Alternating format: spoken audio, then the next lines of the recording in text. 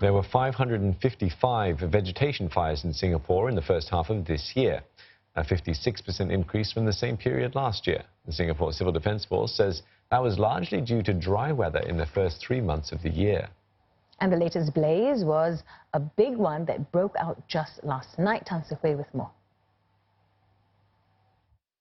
These were the flames that engulfed an open patch of land at the junction of Marina East Drive and East Coast Park Service Road at about 8:50 p.m. on Monday.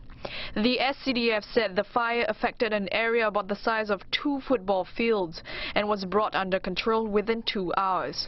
Right over there is the overhead bridge that leads to East Coast Park, but this is the scene of the devastation. As you can see, the ground is black and the trees are charred, and there's still a little bit of burning smell, whatever that remains of Monday night's fire. About 50 firefighters and 12 emergency vehicles, including 5 fire engines, were deployed to put out the fire.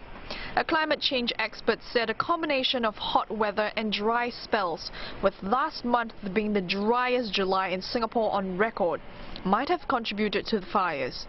The problem with climate change, quite simply to do with fires, is that you make the environment hotter, and right now it's also very dry, so it's a more frequent event, and therefore there needs to be, again, preparedness for this. One, to education about making sure that you don't leave litter around, dry bush, as in, a lot of vegetation. You don't try and start fires.